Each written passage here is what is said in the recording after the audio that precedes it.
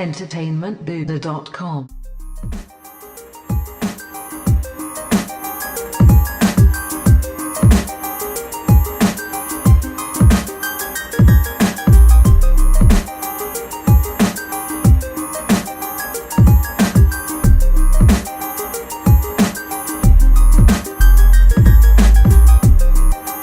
Now everyone, welcome back to a brand new, fresh, and not stinky episode of Star Wars Time. I'm Matt, and I've got Nick on the other line, and we're here to talk all things Star Wars.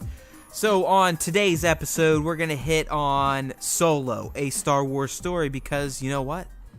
That's the only Star Wars project we got coming out in 2018, so that's what we have to talk about. But we're also going to cook up a special segment for you dealing with Star Wars AAA video games and really just the state of Star Wars video games since Disney took over. Because, quite frankly, as Nick and I were talking before the mics went hot, it's been kind of disappointing considering that you had the powers that be at Disney and their trillions of dollars, and the powers that be at EA, who they gave the license to with their trillions of dollars.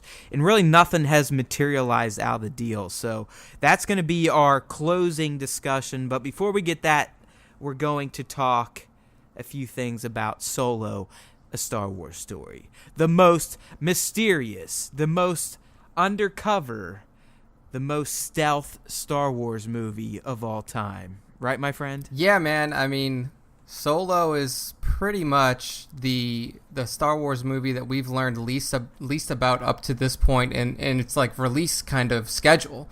I mean, we're less than 5 months out now. I mean, we're 4 months out, 3 months out, and we still don't have any information on this movie other than the fact that we will be getting this trailer finally confirmed on maybe. I think like I don't want. I'm. You're still holding up. Nick's excited, so give him a pass here. And really, when you're listening to this, it's not going to matter. But no one that is in the know has confirmed this. Yeah, like right? nobody from ABC has confirmed it yet, and nobody from Disney or Lucasfilm has confirmed it. But where we're getting the strong hints that this is legit is there was an accidental leak on this site called One Iota, which is kind of like Ticketmaster for TV shows, you know, in terms of people that want to go sit in the live audience. And they posted a schedule for Good Morning America this week, and on the Monday show, it clearly says, like, blah, blah, blah, plus Solo, a Star Wars story trailer. Yep, big letters. And people snagged that, and it blew up, and then, of course, that post got pulled down. So that's why a lot of people are saying it's official. I'm not going to say it's official, but I'm going to say it's a 99.9% chance that we're going to get our first look at the movie on Monday. But, and Nick, I'm sure you've heard this too, there's a lot of people speculating that we may get a tease for the tease Super Bowl Sunday. Yeah, that was the first thing that I heard, was that there was going to be some sort of reveal Super Bowl Sunday. Now, even like a 15-minute, like, blah, Good Morning America, tune in. Yeah, exactly. It wasn't going to be the full trailer, but it was going to be, like you said, one of those quick splashes, get ready for the drop Monday morning. So, you know, we record these podcasts on Fridays. This is, you know, February 2nd. We're doing it now. We got the Super Bowl on February 4th. And then, according to this leak, Solo should be fully revealed GMA February 5th, Monday. So yeah, in terms of our schedule, if it does go down that way, you're probably going to have this episode and then our Solo reaction post right after it, because we're not going to wait till next Friday to recap this trailer. Oh yeah, we'll probably go hot on Monday. If it's Monday and we can, you know, work things out, we're doing it Monday. Yeah. We'll try to do it as quickly as we can. So it could be a 2 for Tuesday type of week next week in terms of Star Wars time. 100%. You're welcome. 100%. You're welcome. I mean, we've been looking forward to this for how long, man? I mean, we've got Last Jedi in the rearview mirror. We're 4 months away from the movie. I mean, we've been looking forward to it ever since they announced the fucking film. Yeah, I mean, we're kind of, you know, we're in full kind of wind down mode from TLJ. There's no more kind of post movie reactions anymore. It's kind of settled. So Ryan now, Johnson's still answering questions and proving his points, though, even till today. I love that guy. Yeah, I mean, Like, he's gonna fight until he's moved. He's not even fighting. He's just like, if someone asks him, he's literally giving honest responses of this is why this happened. It's better that he does it that way, and he doesn't try to like go at people or say like, right. I you're mean, wrong. and if you just look at the guy, you can tell he's not that type of person. And then he's not that type of artist that's going to be like, if you don't like my art, it's because you're fucking stupid. Yeah. Like one of those people. I mean, I'm sure too that he's still kind of in Star Wars mode. He's probably already begun preliminary works on his new trilogy that he's going to be working on with Ron Bergman. So, well, he had a great tweet this week where I guess he said he's like all writers. The reason I'm on Twitter so much is because I don't want to write. Yeah, he's like, right now the reason I'm on Twitter so much is because I don't want to write. He might have hit a block, or he just needs some time away. Yeah, he can't get into the mode yet. Like he's using Twitter and Instagram as escapes. Like these are the things that he can just be like, okay, fuck writing this trilogy. I'm just gonna see what fans are talking about me today on Instagram or Twitter. Yeah, he's a good sport about it too, which is nice to see. I mean, it's not like a guy... I mean, let's be fair. His movie made $1 billion, and it tracked for what, low 90s, high 80s on Rotten Tomatoes. So I mean, yeah, he did what he was hired to do. Exactly. It's not like it's not like he was fucking Josh Trank when his movie... It's not like he destroyed it. It's not like he George Lucas did. Yeah. So and it hurts me to say that because he is the maker, but let's be real. George Lucas did single-handedly tried to destroy Star Wars, and I mean he poisoned the original trilogy, and the prequels are just an abomination to all things the galaxy far, far away. I think I may take your advice though and go back and read the books for the prequels and kind of get that inside perspective. Yeah, like I said, I mean it's not George. They're obviously telling the main plot points, but you get the insights into the characters' minds that you'll never get in film. I mean, you can't get that in film. It really doesn't happen where you're hearing their psyche talk. Just like we all operate, whether you want to admit it or not. We all know there's these little voices in our head telling us what to do.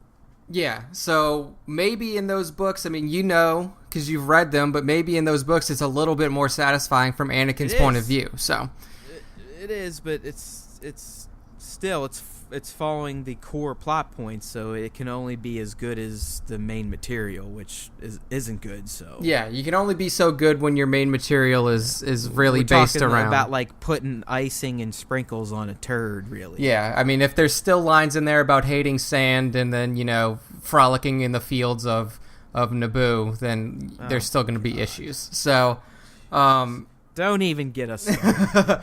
I don't have the energy in me to do it. Other than that, other than the announcement of the unofficial, I could hate on the prequels for hours on end every week. We may do a separate podcast every week where we just talk about a new thing. No, we should create a new holiday for Star Wars, and I don't want to steal it, but I want to compare it to like Festivus, where we just air our grievances about the prequels in the special edition edits. Yeah, I think we can do that. I mean, I think that's...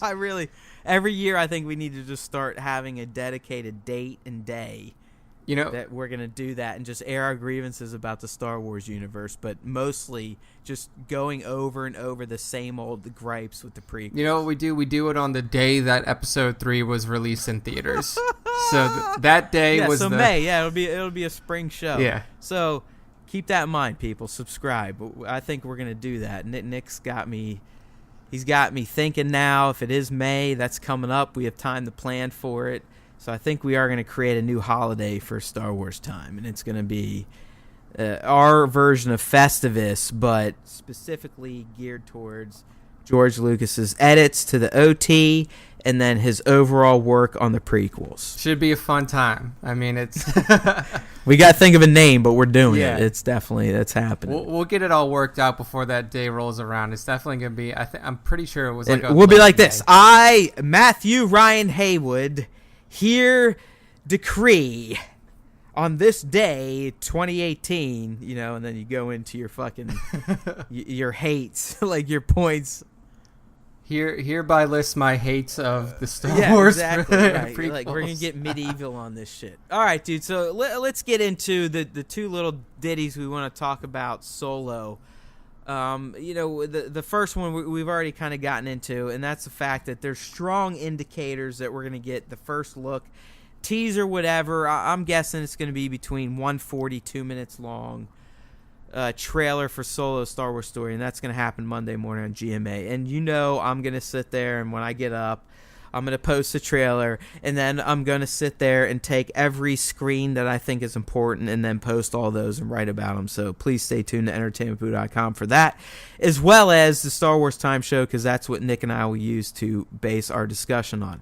So, Nick, in addition to the trailer news we have, which I really hope is true. I kind of want the tease on Sunday and the full thing Monday. I think that'll be great.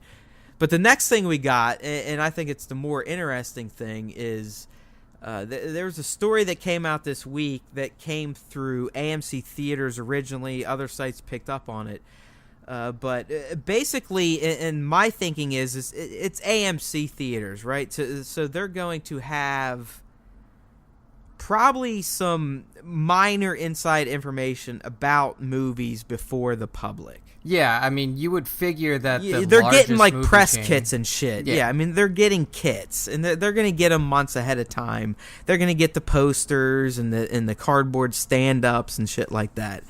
So anyways, AMC apparently rumoredly got a hold of shit for Solo. And what they posted about were some of the planets that are going to be featured. So they named 3 planets that are going to be featured in the film, but they also kind of gave their own insights on them, which I thought was interesting. Yeah, because the way that they read, it almost seems like there was somebody behind there, like you said. It's a blog. I mean, it's bloggy shit. It's no different than what you and I would do on EB. Yeah, exactly. It's not like they had a press kit and they were copying word from what the press kit says. It's like it's almost like they got a list of planets from Lucasfilm that said, "Hey, this is where we're going. Here, here, and here," and then some guy that, the blog writer for AMC, like you said, took those planets and tried to figure out why they would be there. So what's interesting, so let's get right into it. So Nick, the 3 planets they mentioned, and I do think these are legit. I mean, I'm not setting this post up to be just rumorish. I really think everything in here is pretty legit. So the 3 planets, and again, this may not be the only 3, but the 3 planets that AMC Theaters detailed will be in Solo are Corellia, which to me is fantastic, and if you know your fucking Star Wars lore, you don't need me to explain why it's fantastic. The other one is Mimban, and the final one is Kessel, which is another planet you should be familiar with if you call yourself a Star Wars fan. So what Nick and I were talking about, these little descriptions they give, they're opinions, if you will. But if you read it and listen to it, it still sounds like they have inside info. So the first planet they describe is Corellia, which, if you are familiar with Star Wars lore, that has always been tied to Han Solo, right? Yeah, it's his home. It's basically his home planet. It's where he was born and grew up. Yep. So that to me makes perfect sense, and here's what they say about Corellia. It's unclear how much of Solo will be set in Corellia, but certainly that's where Han's story will begin. So that line to me, Nick, that there's so much confidence behind that. It's like they've almost been given a more detailed synopsis than the public. Yeah, it seems like they probably have a more in-depth breakdown of the plot. Maybe it hits on the individual planets that they're listing here and giving a little bit of detail. that is a take it to the bank type of confidence in that statement. Certain, and then like what they say after that is actually very interesting because it was never, this activity was never linked to Han before, and it's pod racing. It says there are strong rumors that the film will begin with Han as a pod racer who catches the Empire's eye and is drafted. Naturally, the life of an Imperial is unlikely and you to know suit what, everyone's dude? favorite scoundrel. I'm 110% behind that plot. I think it would be cool. Yeah, I mean, pod racing was the one perfect thing from the prequels. So and it proves that Han is a highly skilled pilot, and I think that's something you have to establish if you're going to establish a young Han, which they have chosen to do. Because Han, he's braggadocious, he's rogue motherfucker, he's a badass, right? He's a pimp. Yeah, and it also, I mean, if you stick with the canon of the the prequel trilogy that was set out, other than, I mean, now if Han's doing this, the only other human that could pod race was Anakin. Is the strongest Force user of all time. So, and that's my point, is that with all of the stuff that identifies Han, his biggest asset is his piloting ability. Yeah. Like, he set the record in the Kessel Run. I mean, he is a badass pilot. Yeah, and that definitely needs to be set out firm and early. So I think I really, regardless of this guy, if this guy's kind of reaching and filling in his own gaps or not, I think there's a lot of truth to this description. And if it is, I'm behind it. I think this would be a great way to introduce Han. Like, the planet makes complete sense.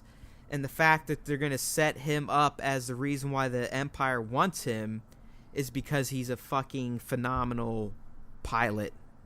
Pod racer. Of a pod racer. Dude, yeah, same thing. Wouldn't it be dope if, like, you rolled up on Han and he's just got and he's in Anakin's fucking pod racer? Is that where you go? No, I was going somewhere that's else? pretty cool, but I was just thinking just like some just sleek, like pimped out pod racer. Like, he's clearly won a bunch of races. He's just got, like, women sitting all around him. He's like, and it's just like the most sleek pod racer you ever seen in your life. And he's just like, I do think if this is where we're going, though, I mean, it would be cool to see either like Sebulba's or Anakin's design as Han's. Yeah. Like, it's made it all the way up to that time to where it was such a good pod racer, vehicle, that it's still in one of the best racers' possessions. Yeah, I think it would have to be something like Anakin's. I think it would be great to see that little nod. That'd be awesome. I mean, that'd be a fantastic wink without, being too in your face. But so that means it probably won't happen. Yeah. So.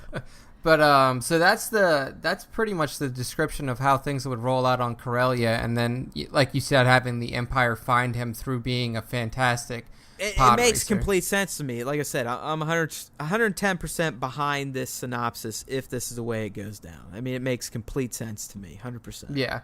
So the next planet that they've described is Mimban, and the reason that this planet comes up is mainly because we've had some Lego playset reveals of the Mimban stormtroopers and their I guess it would be unique armor set due to the landscape of Mimban. It's like a swampy, really, really, hard to live kind of planet, and it requires a special kind of gear to be able to work through there. Yeah, and if you looked, I didn't put the link in it though, Nick, but if like in the source article they had it, if you look at the stormtrooper, they're very and it was Lego, so they're going to be blocky and bulky looking anyways, but their armor definitely looks way more intense.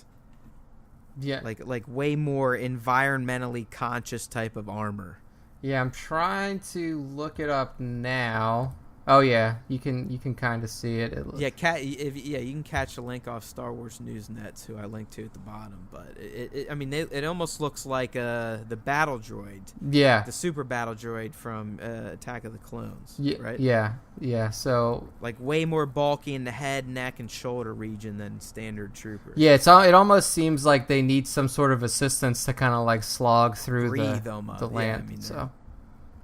So, I mean, Lego stuff aside, I think the interesting part of the description here is that, will Solo, is he on here because of the Empire, or has he already defected, and is this where he kind of gets into the smuggler type journey of his life? Yeah, I think this may be kind of a little bit of both, Han is, if we're going off the assumption that Han was like this famous pod racer on Corellia and then he gets drafted by the Imperials, maybe his first thought is like, okay, they're going to treat me well. They clearly saw my skills, and then next thing you know, he's fucking on Mimban, this shithole planet where it's just fucking like a swamp, and they got a whole bunch of, there's nothing there. It's just a swamp that they're holding for no reason. Maybe it's just like a jump planet to get to somewhere else, and he's stuck there. And that's when he decides, like, okay, time for me to get out of here. and that's when he kind of ditches and then, jumps ship and goes off to somewhere else, and then maybe eventually, runs into Chewie. Who knows? But see, I mean, and this is gonna bleed into the final planet, but I feel like him and Chewie need to meet by the end of the first act or the very beginning of the second act. I don't feel like Chewie and Han meeting in the third act makes sense to me, and I feel like that's kind of what they're setting up in their description of the third and final planet they revealed, which is Kessel. Because, if you know anything about Star Wars, again, Kessel is essentially a drug planet. Like, it's being mined for spice. And apparently, like, the Empire or someone has an operation there that uses slavery, and that might be where Chewie is at. And they're kind of framing it as, like, is this where Han's going to first meet Chewie and save him and get the life debt going on? And I'm like, I mean, if this is going to be the third planet in the movie, like, are we really going to get the introduction that late?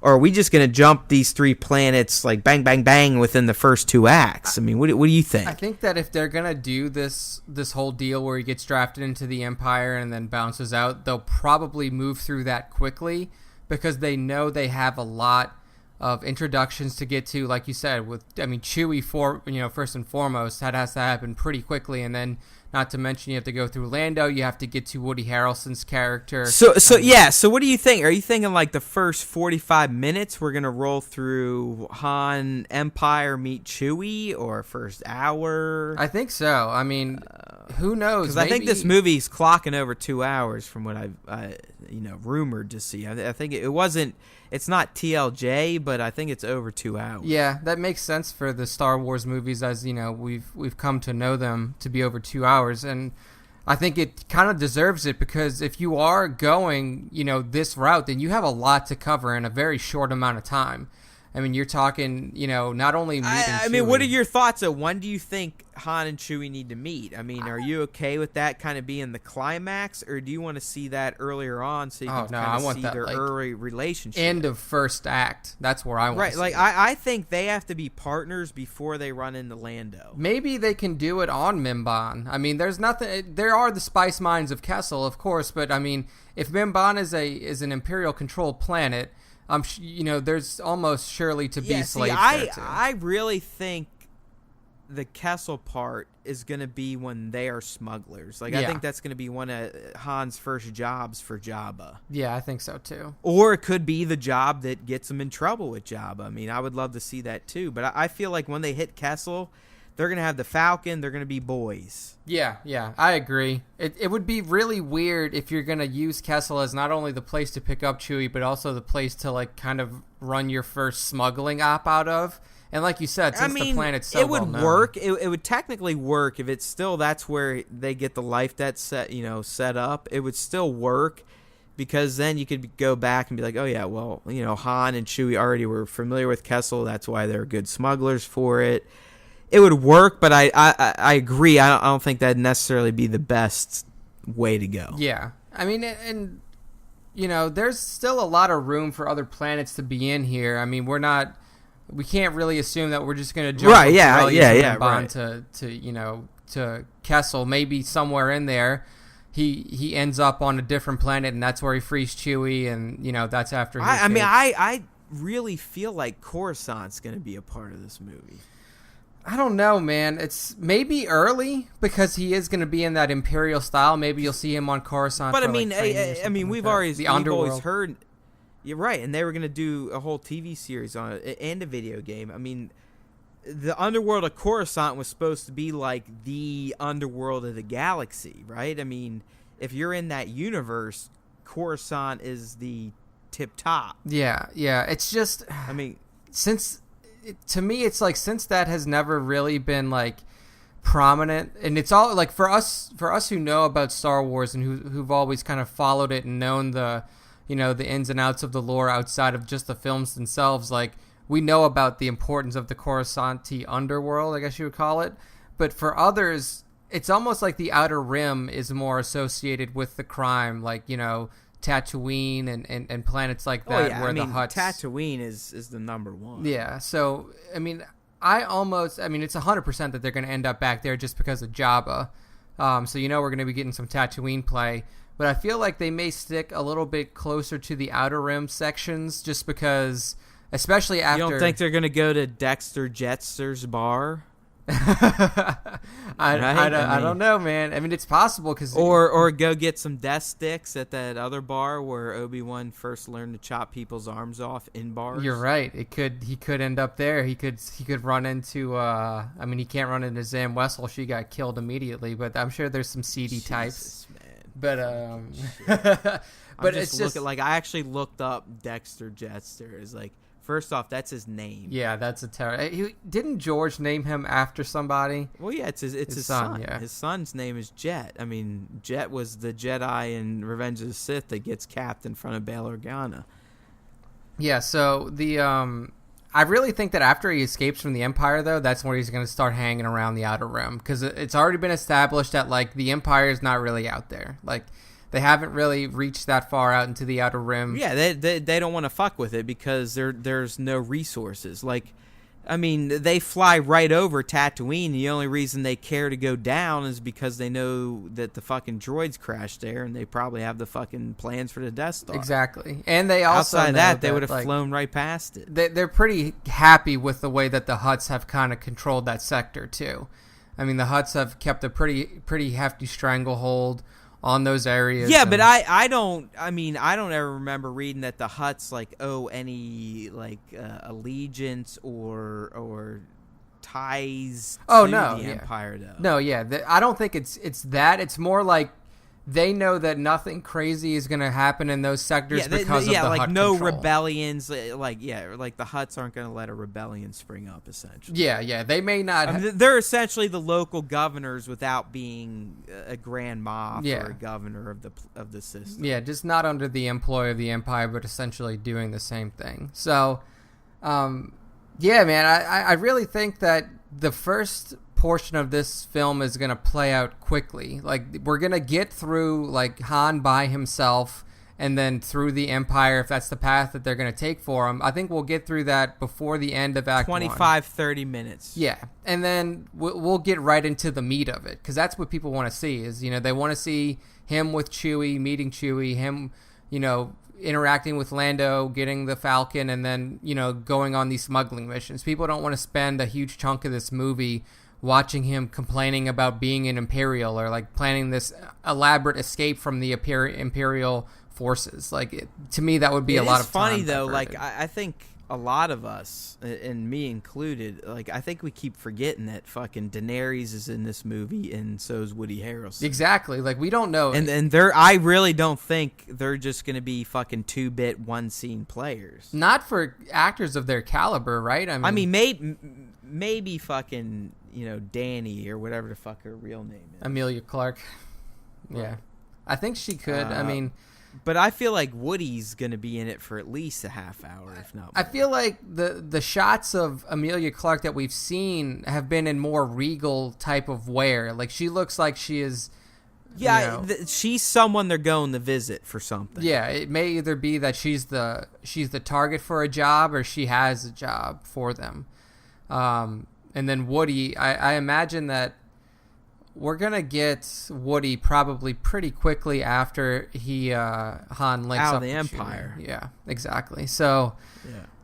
maybe, who knows? Maybe we get what we get is like, the escape from the Empire, and then you get the meet up with Chewie, and then you get the fade to black with the 2 years later or whatever. And then they're... See, I feel like Han's going to run into Woody's guy before Chewie. I always thought that the interaction and the freeing of Chewie was going to happen as he was leaving the Empire. Yeah, I mean, if we're going Legend style, then they do meet before they become smugglers. Yeah, so, like, it's almost... To me, it almost feels they're like... a pair already, yeah. well, we'll see. I mean... Clearly, after TLJ, nothing is sacred. Yeah, you're right. I mean, they could flip it on its head and really make this meeting with Chewie different than we ever expected. Actually, I want to go see it one more time before it leaves theaters. Oh, yeah. I mean, I think that it's still in theaters over here by me, too. I've already seen it 4 times. That's where I'm at, too. And I don't know. I think 5 sounds like a good number. Good round number for it, yeah. I mean, I have Movie Pass, so if anybody out there who doesn't have Movie Pass, I highly recommend it. It's well worth it. That's me. Well worth it, $10 a month. You can go see any number of movies that you want, any number of times that you want, but it's got to be standard format. Can't be 3D, can't be IMAX. So get your IMAX and your 3D in with your greenbacks, with your dollars, and then anytime you want to see it after that, it's just standard format. You can go as many times as you want. Yeah, that is a fucking good deal. All right, so yeah, man. I mean, a lot of stuff to speculate on for Solo, but I mean, right now we're still kind of just picking stuff out of our asses. Well, I mean, like we said, the last planet they mentioned is Kessel, and I mean it makes complete sense, and it ties back to the 10 moments we wanted to see from last week's episode. I mean, I think Kessel needs to be in this movie, and I think the run needs to be in this movie, and I would love for the end to be Han, getting boarded by Imperials and dumping the shit, and then that's it. I don't think that's gonna be the ending, but I would love to see that. But I mean, I think Kessel, again, like the other 2 planets, makes sense. Yeah, oh, definitely. And the thing that I'm really interested to see in this movie is how they portray the Kessel Run, because it's this iconic jump between, black. Essentially, you're running your ship between black holes. Like you're kind of. It's a smuggler's run. Yeah. Like this isn't like a galaxy event. It's not like the Olympics. Like this is within the piloting community. This is how you get notoriety. Yeah, exactly. Like if you know how to make these jumps in a certain amount of parsecs, then you're the man. Yeah, you're Han Solo, and your ship's badass. Yeah. So just to see how Ron Howard chooses to portray that, or I mean, who knows? Maybe that could be held over from the previous directors. But I want to see how they do it, because there's the Legends version of it, and there's the new version of it that was kind of set out in new canon.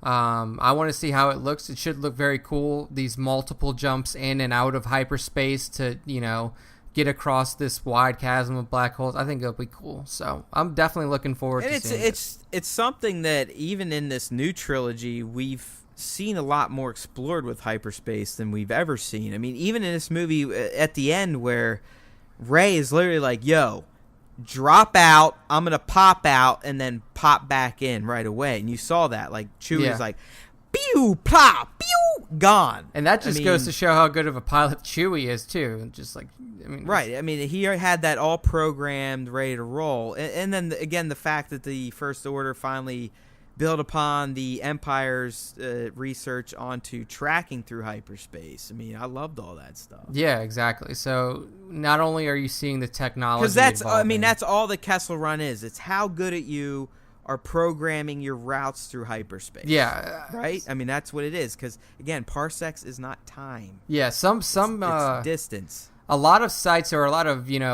people who talk about it, who nerds like us will say that. More likely than not, the Kessel Run is probably not how good of a pilot are you. It's how good of a navigational computer do you have in your ship. Exactly. It's your Navi computer, 100%. So if you have, and it's your balls. I do think a lot. I think a lot of it is guesstimating at that point when you're trying to do it quickly. Again, yeah. I mean, we sound like complete fucking dorks, but when you're trying to get down to 12 parsecs. You're making some fucking gambles in your calculations. Yeah, exactly. You can't wait for that perfect route to pop up. Yeah, you're like, all right, fuck it. Yeah. Blah, blah, blah, 0.10 degrees north. Exactly. So that should be a fun scene for sure. I mean, we're almost definitely going to get it. If we don't, that would be very disappointing. I mean, the Kessel Run has been talked about since the very first movie of Star Wars. You might as well. I mean, if you're going to do a movie about Han Solo, you might as well just fucking cater to all the big Han Solo ties. Yeah. I mean, why the fuck not? I mean, if anything, this is the first movie... What's the point of making this if you're not doing the Chewie, the Lando, the Kessel, the Jabba? I mean, what's the point? Yeah. A lot of people have problems with fan service, which I don't, I don't care about fan service, but like this movie is the perfect one for fan service. Like that's all it is. I mean, like, right. So, and that's what the fucking prequel should have been, and it turned into fucking shit service. Yeah, so just give us everything we want here. Give us the epic meeting between Han and Chewie. Give us the cool card game where give us fucking little kid Luke seeing the Falcon come across the Tatooine sky. I mean, I don't care. Give us Obi-Wan fucking Kenobi. Yeah, dude. I mean, just anything that a fan would want in this movie, you should really see, because they're not going to make a fucking Han Solo 2, and more likely than not, this is probably going to be that would be it. I mean, I would almost start going down the path of a lot of these other Star Wars fan idiots, and if they came out with Han Solo 2, I'd be like, okay.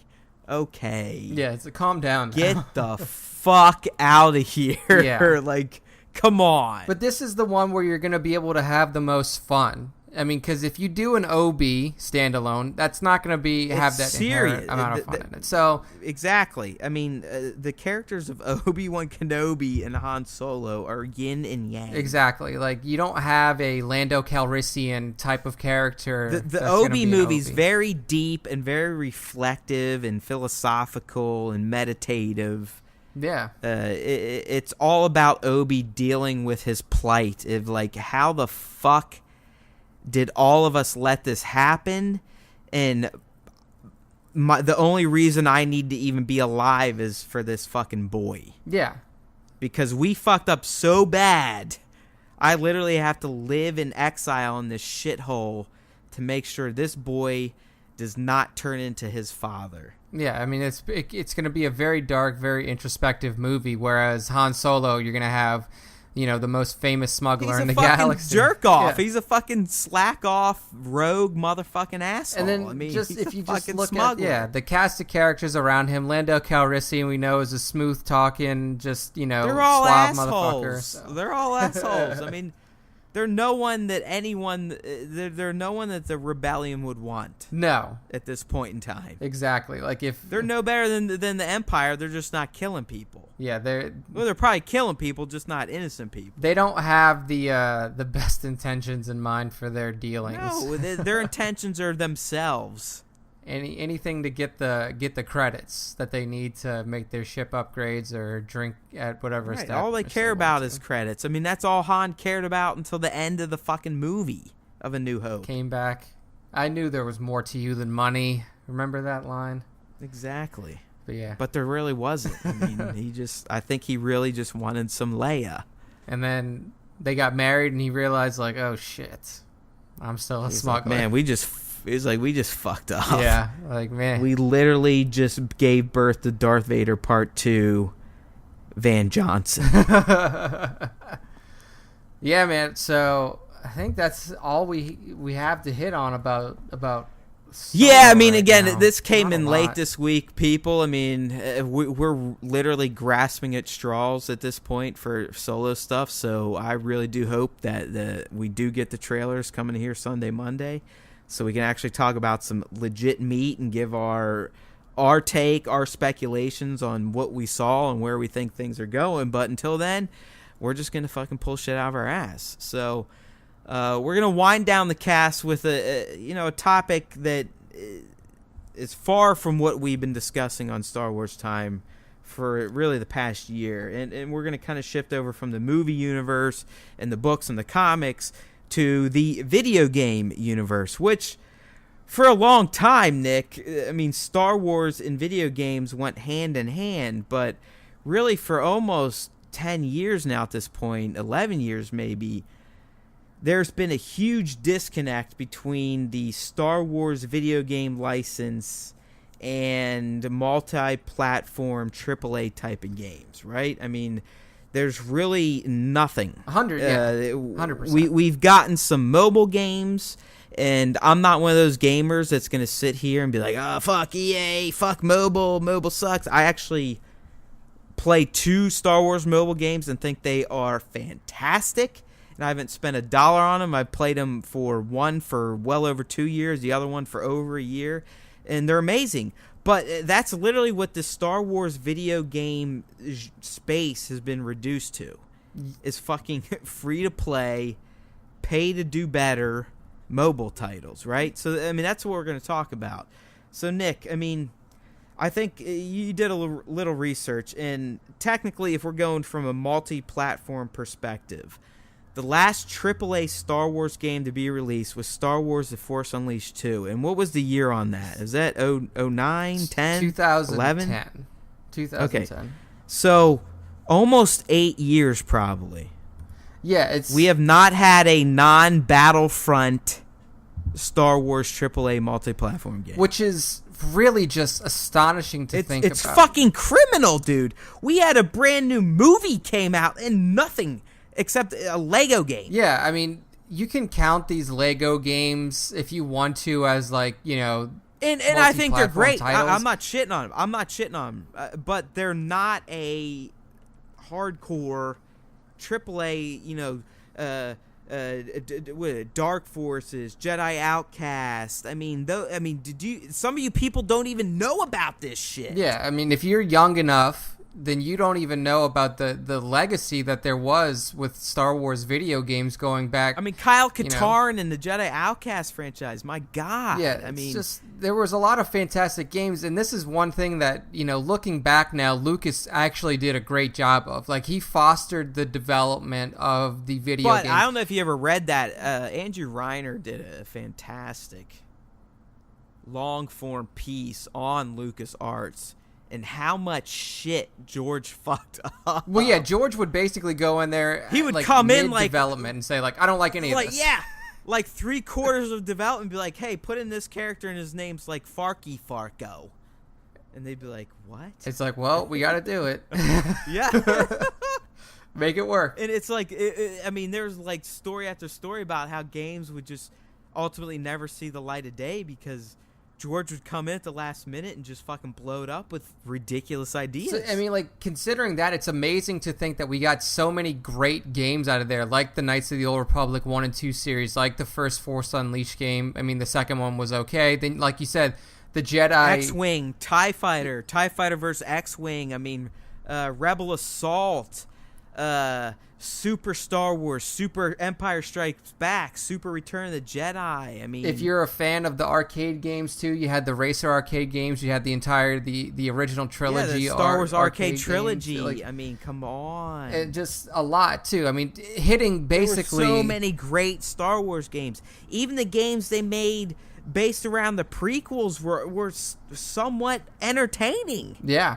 I mean, there was a lot of... I mean, I remember playing Obi-Wan set in Phantom Menace and like, hey, this is a decent third-person fucking Star Wars game. There's a lot to like back then, and now it's been 5 years since the license to develop Star Wars games was given exclusively to EA by Disney after the acquisition. And what's even crazier, Nick, there was 3 years before that where the license just sat stagnant. Yeah, there was nothing. The only... Like, Lucas was just squatting on it. Yeah, the only active game that was in development was the EA Star Wars MMO, Star Wars The Old Republic. That's still being developed now, even though, you know, lightly, I guess you could say. But after that game released in 2011, there was no active development of games. I mean, there was hints, there was, you know... Everybody who was in the gaming sphere at the time will remember Star Wars 1313 was, that's like it's the legend of 1313, which is carried on even through this year, where apparently studios were still cranking on it, but you know, EA would shutter them. Yeah, so a long time has gone by since we've gotten a game that we can really sink our teeth into as Star Wars fans. I mean, in Force Unleashed 2, let's be honest, sucked. Yeah, it was really bad in comparison to the first one. I mean, I contend the Force Unleashed, the original, was one of the best Star Wars video games of all time. Yeah, I think because at that point in time, we had no new story, and the story in it was fantastic. Yep. Because it tied some shit with, it showed some shit with Vader behind the scenes, and it showed some shit with the rebellion, and it was great. But then the second one was just, the story was terrible. Yeah, it was just like, you could tell, you could tell they were just fucking trying to capitalize on the magic they caught with the first. But there hasn't been dick, and it's pathetic. I mean, it's sad. I mean, we didn't get, outside of a Lego game, or Disney Infinity. We didn't get shit for The Force Awakens. We didn't get shit for The Last Jedi. We didn't get shit for Rogue One. I mean, you could argue movie games usually sucked, but for Star Wars fans, at least I'm speaking for myself, even with the prequels, I still liked playing the fucking game. Yeah, I mean, it was a new way to experience the story. The story, exactly. Thank you. So, I mean, there's a lot of good ways to look at games like that. I mean, I know that in the episode 3 game, there was an alternate ending where, like, Anakin kills Padme on the spot and, like, immediately turns bad, doesn't turn into the Darth Vader that you've seen all along in the suit. Like, he becomes the Darth Vader fully realized that Sidious, that Palpatine originally wanted, you know, a fully powerful Anakin Skywalker as Darth Vader. But since EA's acquisition, let's just kind of break down the timeline for you of what's come out and then what's been rumored and what's being worked on, maybe, who knows.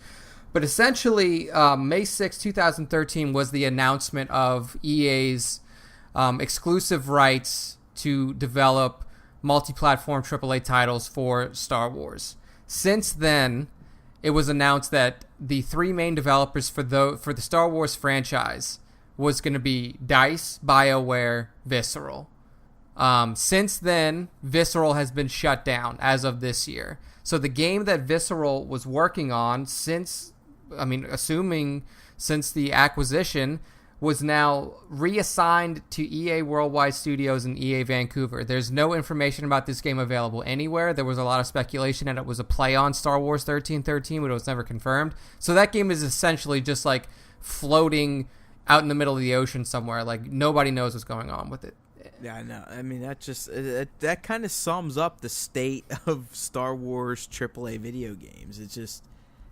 It's fucking insanity. Yeah, and the other game that was actually just recently announced to be in development is a game that is going to be made by Respawn Entertainment. If you're familiar with the gaming sphere, Respawn is the studio that spun off of old Infinity Ward from the Call of Duty Modern Warfare 1 and 2 days, and then formed to create Titanfall and Titanfall 2. After the creation of Titanfall 2, EA bought the studio, has it completely under their wing now, and has now given them a Star Wars game to create. We don't know anything about it. This was just announced last year in March.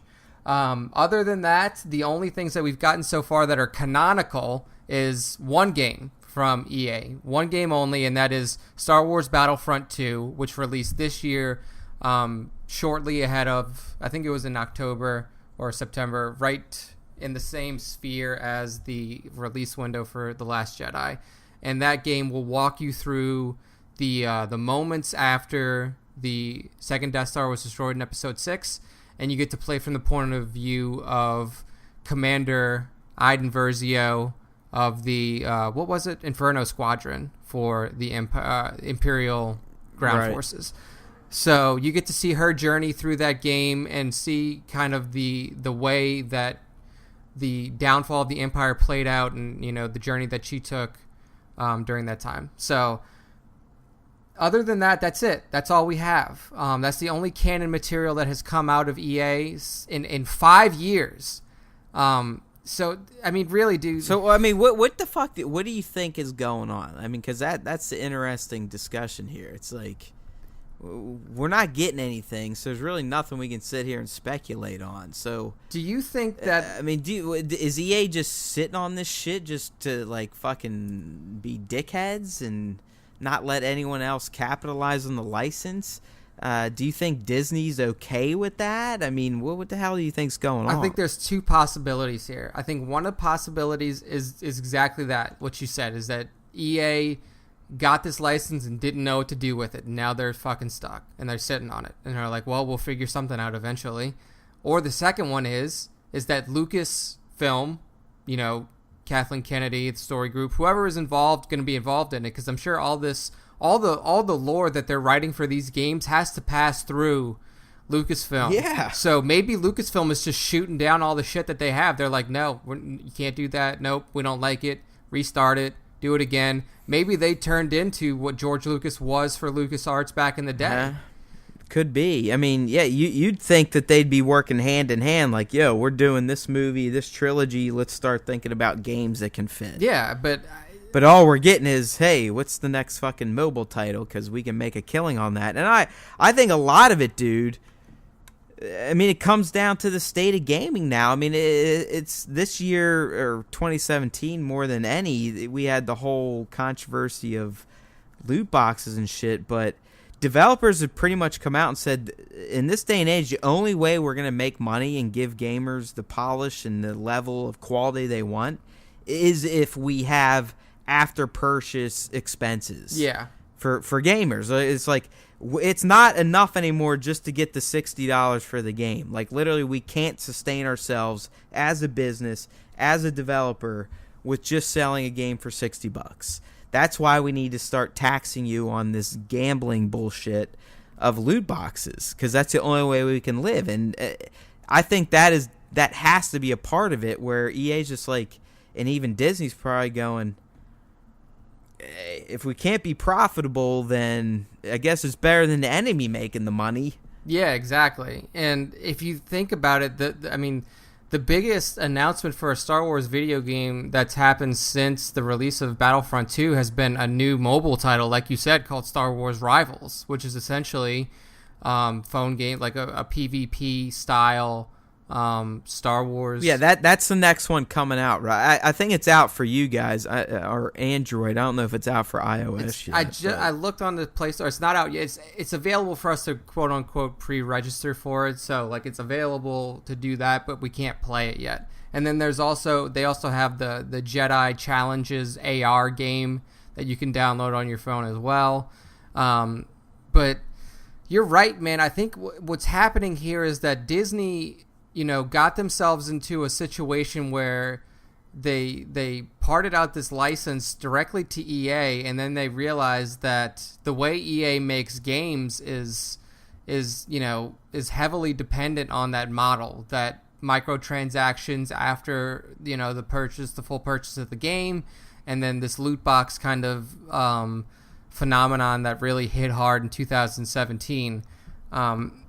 In my opinion, when this acquisition was first announced, or when the rights was first handed to EA, I was actually very excited, specifically because of the money in their developer pool. I mean, a lot of people gotta understand, EA first and foremost is a publisher. Yeah, there's a huge difference between a publisher and a developer. Publishers are the ones that put up all the fucking money and market and get the game into your hands. The developers are the ones that do all the work. Yeah, like Respawn Entertainment is a developer. DICE is a developer. BioWare is a developer. Like, those are the ones that make the games. Yes, I think EA does have one development studio that is just EA something. I can't remember the name of it. That develops games under the EA umbrella. But the games so far that have been developed for Star Wars by EA have been done by the developers that are under their umbrella, like DICE, and then, we assume that the Respawn Entertainment game is eventually going to get finished at some point, and then that one will also be done by a EA-owned developer. But I'm starting to kind of regret that now. I mean, I almost feel like what should happen is the exclusivity of that license should come to an end, and people should be able to bid on the ability to make Star Wars games. Yeah, what are the fucking terms, by the way? I mean, is this like forever? I mean, is there a limit on this deal? Does anyone know? Yeah, I don't know. I don't think that the term, the contract agreement or anything like that was released along with the notification of the rights. But I mean, you would figure that Disney can probably pull the plug upon some contingencies, right? Like, hey, it's been like, you guys haven't been releasing games in the cadence that we expected, or you're not putting out the content that we were promised, so we're going to pull the plug. And then what you do from there is you have studios, you put out something that says, I mean, obviously this wouldn't be like to the public, but you put out something that says, we want to make this type of Star Wars game. We want to make an Old Republic game like Knights of the Old Republic, RPG style. give us your submissions, and we're going to pick the developer based off of the best demo that you put together, or some shit like that.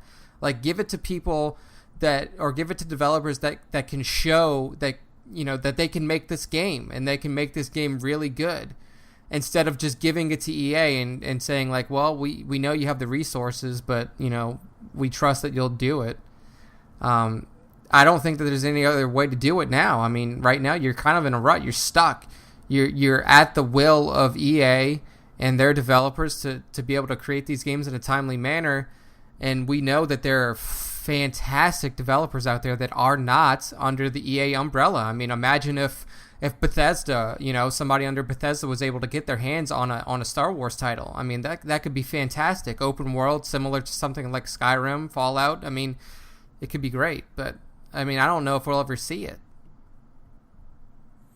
Yeah, it is very mysterious at this point. I mean, it's borderline nutty that Disney's just kind of letting this go. And did we not hear that the whole controversy with Battlefront 2 leading up to its release and the loot crates and stuff? Didn't Disney essentially say, "Hey, fuckheads, fucking fix this shit or die"? Yeah. So it's like they're willing to step in, but why aren't they willing to go? Why hasn't anything happened, EA? Why are we only getting out Battlefront every other year? I mean, in mobile games. And again, I'm not shitting on the mobile games. I really do think they have a place in time in this era we live in. I mean, they make complete sense to do the mobile stuff. And I think some of them make a lot of money. I mean, Galaxy of Heroes has been going for over 2.5 years. And when I met with the developers at last Star Wars Celebration, he's like, bro, we almost have 100 guys on payroll now just to support this game. And that's from the whales out there and the people that are going to spend $1,000 a year on a fucking mobile game. But that's a mobile game. We need a deep and rich and narrative Star Wars game. I mean, it's sad that we have not had one since 2010. Technically, if we're talking deep and rich narrative, not since the original Force Unleashed, which was probably 2008, 2008, yeah. So I mean, we're talking a decade almost of not having a single Star Wars game that had any sort of narrative relevance to the universe. And what really upsets me now is, like, just looking at the developers that are supposed to be working on these games under EA. You have, I mean, DICE is going to continue to put out their Battlefront iterations, which is just shooter-centric kind of stuff. And then now you have Respawn Entertainment working on a game, and that's what their wheelhouse is shooters, first-person shooters. Like, Star Wars, yeah, I mean, they had first-person shooters that were successful. Like you said, the Dark Forces game, or not Dark Forces, it was, what was the one with the sword? You played as the Stormtroopers. I can't remember the fucking name of it now. Oh man, it's gonna kill me. I have to look it up. But then you also had the original Battlefront. It was a good one though, because you played as it was like the special unit of clone soldiers. Yeah. Right? It was like Star Wars Commandos, I think. Yes, I think it was Star Wars Commandos. Yeah, I think that was it. And then you had the original Battlefront games. So I mean, like the most popular Star Wars games were not like that. They were RPG style games, like Knights of the Old Republic, like the Jedi Knight series, the Jedi Academy series, Dark Forces series, stuff like that. So you don't even have a developer that is currently confirmed working on a game that develops that style. Like, to me, I would love to see a Western RPG style Star Wars game similar to like Diablo or Path of Exile or Pillars of Eternity, Divinity Original Sin, something like that, where you have this deep narrative with a Star Wars game that you could really dig into, and then also have satisfying combat that goes along with it. And to me, they don't have a developer that's currently working on a Star Wars game under the EA umbrella doing that right now. And that's really upsetting because, yeah, first-person shooters are fun and they probably sell better in general than RPGs unless it's like a super popular one. But they don't give you that deep experience that you get from something where you're exploring areas and you're really digging into the meat of the characters. And Dude, that's really kind of upsetting for me, because that's what I want out of my Star Wars games. Yeah, I like slashing at people with lightsabers and shooting blasters, but fuck, give me some story, give me some background, give me some history and some new characters that I can really enjoy. Yeah, it's pathetic, honestly. It's maybe Disney's just distracted by dropping 50-some billion on Fox, or just making money head over fist with the Star Wars movies it has in the pipelines, or the toys or whatever.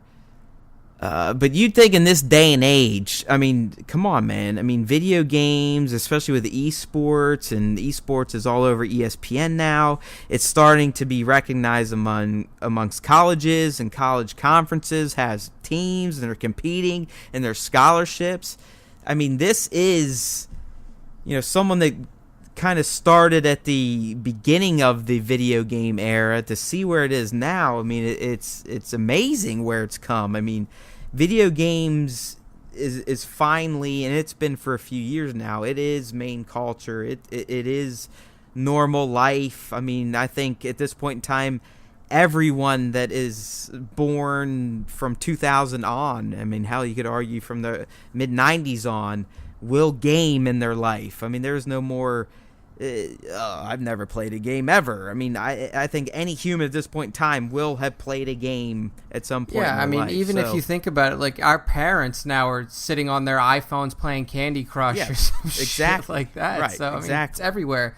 I mean, you bring up a good point about the competitiveness. If Star Wars wants to jump right into that arena, dude, if they made a Star Wars MOBA, like League of Legends, Dota 2, something like, I'm in. Like, I'll play it. I'll suck. Well, even like a Star Wars RTS, I mean, bring those back out. Bring, Galaxy of War back out, or whatever that shit was. I mean, those were great fucking, I mean, I think it was Galaxy at War. I don't know, but it was back during the prequel era. There's 2 released, and they're fucking awesome. I mean, I played them nonstop, and I would love to watch Star Wars competitive gaming. I can't get into the League of Legends and the Overwatch as much as I respect that game. I don't care. I don't want to watch that, but I would watch the shit out of competitive Star Wars gaming. Like Nick said, a MOBA, an RTS, a shooter outside of Battlefront. I mean, something like with real strategy and whatnot. Yeah, I mean, you have the good thing about Star Wars is you already have everything you need in terms of character creation, archetypes, and stuff like that. It's all there for you. You just have to put it together. I mean, if you wanted to do something like Overwatch, all of your classes are available to you. You just have to utilize them. I mean, can you imagine a team full of Jedi running around, one as a healer, one as a tank, and then you have your stealthy assassins and stuff like that all over the field? I mean, it would be fantastic to watch. And then, not to mention the MOBA genre as well. You have the juggernaut League of Legends and then Dota 2 out there. If you were to put together a Star Wars MOBA that features all of your favorite characters, plus, characters from upcoming films, from new cartoon series and stuff like that. I mean, this to me, I don't know if we're thinking too simplistic and or if just EA and Disney are not interested in that, but to me, like, that's clear cut money right there. Like, people will play that in droves. Totally.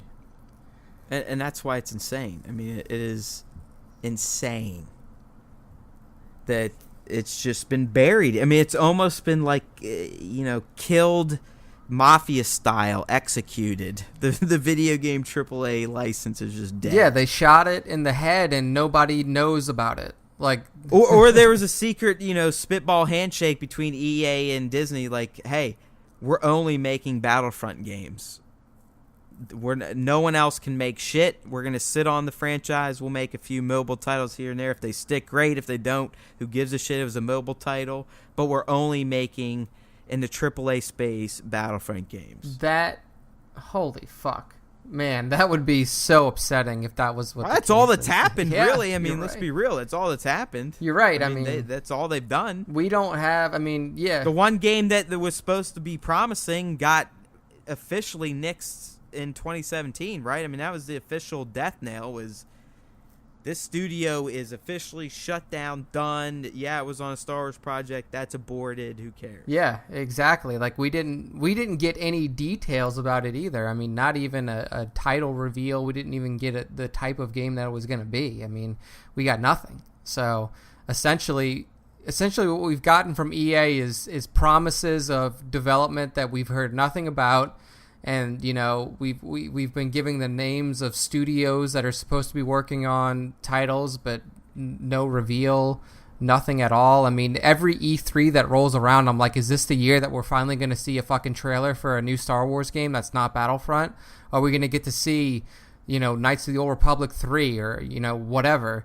And every year I'm just more and more disappointed, and it's almost to the point to where I've almost given up hope. Like, yeah, you know, we'll get a Battlefront in 2 years when DICE goes through their cycle of whatever they're putting out this year, and then we'll get a Star Wars in 2019. But I almost feel like there's no hope of us getting any kind of real deep narrative experience on a multi-platform kind of system anymore. Until they prove us wrong. That's kind of the space that we have to function in now. But you're right, dude. Like, Galaxy of Heroes is a fantastic game. I am not as I'm not as frugal as you, because I have spent money on that game, maybe a little too much over the time that I've been playing it. But I mean, I have just an incredible time playing that game. And then also Star Wars Force Arena is great too. And then if you guys out there, if there's any fans of those, I guess it would be, I don't even know what the fuck it's called anymore, like Clash of Clans style game. There's Star Wars Commander. That's also. Oh, and I was big into that one, but I had to give that one up because it just the time investment just to get shit ranked up, it just took forever. But they did make it better. I mean, they added like clan battles and whatnot. But Nick's underselling Galaxy of Heroes and really Force Arena because they're two wildly different games. Galaxy of Heroes, I'm telling you right now, you need to download it. If you've not downloaded this game yet, you're not a Star Wars fan. It's the greatest free-to-play Star Wars game of all time. I've played this game since day one launch. So I'm talking 2.5, 2 years, 4 months, whatever, if you want to get technical. Nonstop, every single day. Haven't spent a dime on it. And I probably get combined throughout the day, depending if it's a raid day or not, an hour to an hour and a half of gameplay out of it. And it's constantly being updated, and new characters are being added, and new modes are being added. It's fantastic.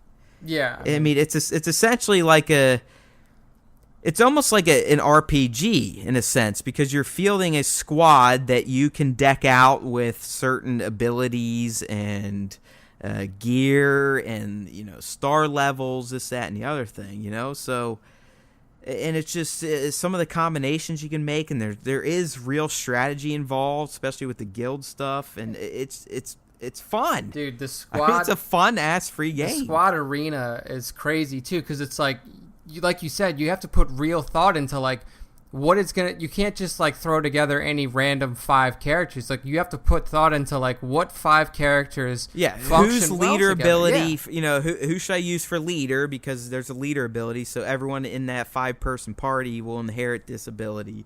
Then it's okay. Well, can this person? Or do they attack quick, or do they defend better, or can they reduce the attacks by the opponent? I mean, it's amazing. Yeah, it's a really well made. It's a very addicting game, and like I said, you do not have to spend $1 to enjoy yourself and to get a full experience out of it. Yes, it's going to take you longer to get the better characters and get the more dominant squad builds, but it can be done if you put your time in and you play your daily. What we call the dailies. It's just basically certain achievements you have to complete every day. But it's well worth your time. I mean, you know you have a fucking phone in your hand, or you know you have a tablet. Why not get these fucking games? They don't cost you a dime. And even if you hate it, you can just curse us under your breath and delete the fucking app. So free. Who cares? Here you go, Matt. I just got my Grandmaster Yoda like last week. Finally. Finally got my Grandmaster Yoda. But like, here's some of the characters that are in the game. So my squad right now that I bring into the arena is not great. I'm building up other ones, but they're it spans all eras. It's too. all max stars. So I have Luminara Unduli, I have Kylo Ren, not the unmasked Kylo Ren, the regular one, Scavenger Ray, Asajj Ventress, and Captain Phasma. So just within that, you can see that it does span time periods. I mean, we have Ventress that is from the prequel era. You have Luminara, which is also from the prequel era, and then you have Kylo Ray and Captain Phasma that are all from the new era. And then and here's my money squad is Commander Luke from Empire Strikes Back, Wedge, Biggs, R2, and Ezra. You know, so it's like the rebel Mac Daddy. Dude, I'm trying to build up the full Rebel squad because I have. Well, dude. The Rebel, any Rebel squad, especially led by Wedge, is the best squad because Wedge and Biggs, what we affectionately call them, the pilots within the community. They're nearly unstoppable in terms of how much they can score. I mean, they're just wrecking machines. Yeah, it's crazy. And when you get Commander Luke, I mean, Commander Luke is the most OP video game character I've ever come across. I went from in the guild raids, like, okay, so they're guilds and you can do raids, right? And you can do, there's a heroic level of the raid, which is supposed to be super tough. Before I had Commander Luke with the pilots and other rebels, I was doing maybe 2 million total. With Commander Luke, no shit, I've gone up to about 8 to 9 million. Yeah. I mean, he's fucking insane. It's crazy, dude. And I mean, but that's what I mean. You live for that stuff because you have to earn Commander Luke, and you literally have to like dedicate months, if you're not paying, of time to earn the characters that you need to earn a super character like Commander Luke. Yeah. Like right now, I'm investing all my resources into characters that are going to get me Jedi training Rey, that are going to get me BB-8. So, I mean, they always had these special events coming up. And again, you can do it all for free. Yeah, dude, it's definitely worth it. I mean, every character that you can think of, too. I mean, all of the main characters from the films, all of the main characters from the TV series. I mean, even going to the Clone Wars, you have clones like, you know, Rex and Fives and... well, I mean, like, there's so many of them. There's so many just clone troopers, named clone troopers. The cast of Star Wars Rebels is in there. You have Hera, you have Sabine, you have Zeb, Ezra, Chopper. I mean, you have all of Kanan. You have all of them. I mean, it's just fantastic. So it's well worth your time. It's a very fun game to play. Well, think about how they even take the grinding out of it. I mean, you can just auto play. You don't even have to fucking play it. Yeah, once you can just hit the play button and hit ×4, and it will do it for you. And see, that's the funny thing too, is like that whole system where like the multi-sim is what it's called. You simulate battles that you've already completed. Hell yeah. Like you think that like, oh well, that's not fun, but actually like.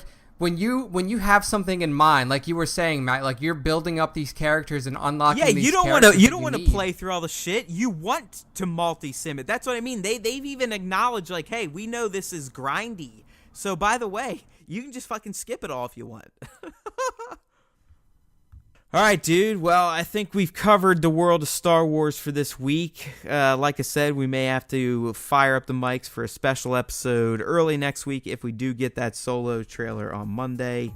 So if you are listening to this, you've probably already seen the Solo trailer, which means you should check out the next episode of Star Wars Time after this one, because that will be our recap and analysis of said Solo trailer.